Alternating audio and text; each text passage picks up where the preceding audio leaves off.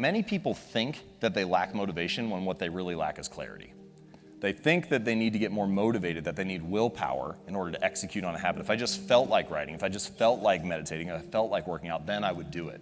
But in fact, they don't have a plan for it, and so they wake up each day thinking, I wonder if I'll feel motivated to write today. I wonder if I'll feel motivated to work out today. But instead, you can take the decision-making out of it by explicitly stating when, where, and how you want to implement the habit.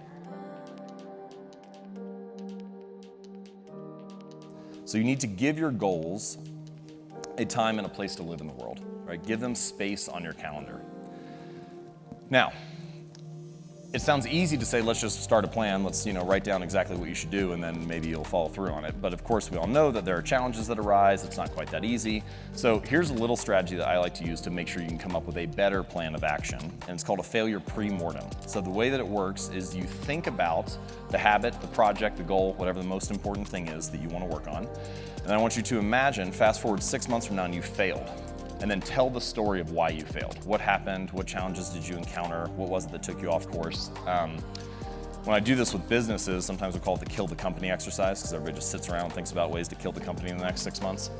And once you have all that stuff laid out on the table in front of you, you can start to make better choices about how to develop a plan. You can start to have if-then plans. So not only do I want to exercise for 20 minutes on Monday at 5 p.m., but also if I do not exercise because I have to take my kid to practice or whatever, then Tuesday morning at 7 a.m. I will go in, right? You can have ways to adjust for these challenges. So, core point about noticing is it's hard to change something if you're not aware of it, and one way to become more aware of the opportunity to take action is to have a specific plan for when it's going to happen.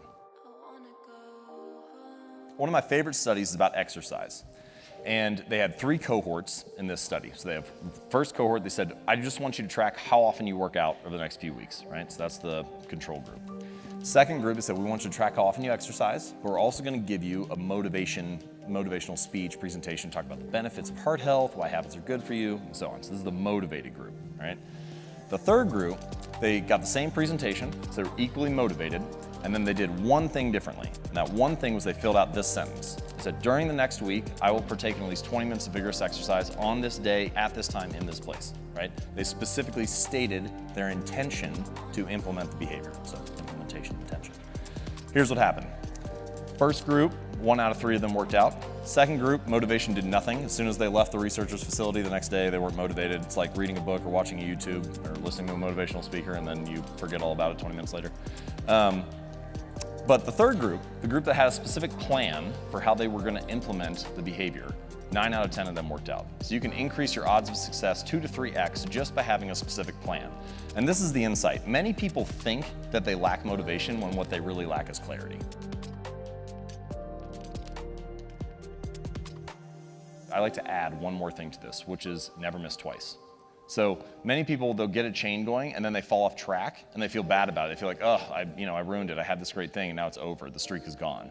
But what you find when you look at top performers is not that they don't make mistakes. They make mistakes just like everybody else, but they can just get back on track more quickly. And in fact, if you could just adhere to this one rule, never miss twice, even if you fell off track every single time after you got back on track, you still would do it 50% of the time.